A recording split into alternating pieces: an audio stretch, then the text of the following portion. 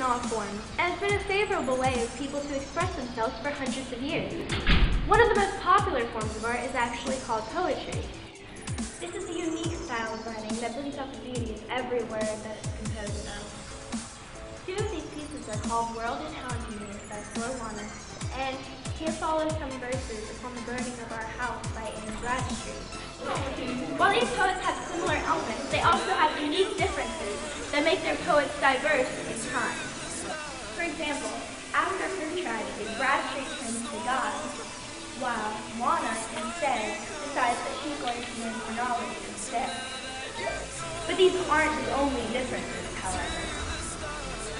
Both poems have specific key words that help to trigger certain emotions or feelings to describe the author's thoughts on the topic being discussed. Although both pieces of literature were written for two different purposes, they both emit a specific emotion, which is shown by the keyword vanity. The emotions emitted by this word are both of grief and hope for a better outlook or future. Vanity is a very obvious keyword in both poems, however it is not the only one used. Another intriguing word repeated throughout both poems is the word treasure.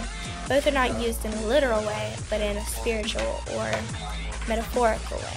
Both trigger words are conveying specific emotions that shows how the authors feel about what they are writing about.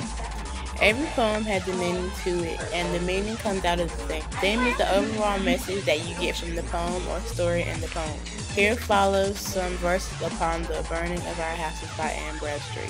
The theme is about a woman who realizes that her will is not her material possessions, but in God. For example, yet by His gift and made thy own, their wealth enough, I need no more. Farewell my pelf, farewell my store, my word no longer let me live. My hope and treasure lies above. While this is the theme for Bradstreet's poem, the theme for the poem World in Harmony is about a woman who realizes that knowledge is more important than beauty. An example of this is costliness, and wealth brings me no pleasure. The only happiness I care to find derives from setting treasure in mind. As you can see, even though the mood of two poems are very similar, they still show clear diversity in meaning. The topic is what a story or piece of writing is about or centered on. In both poems, it talks about a loss of one sort of lifestyle and the gain of another.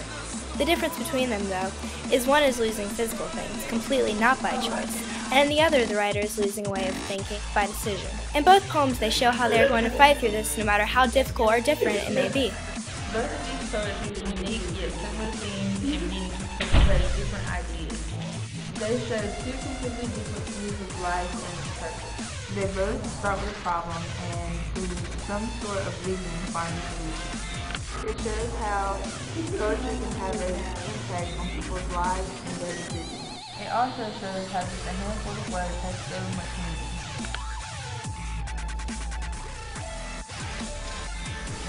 Oh, it's recording. How just a handful of words as a... That's a wrap. That's all, folks. And that's all. And that's all. And even... It's like... Dun, dun, dun.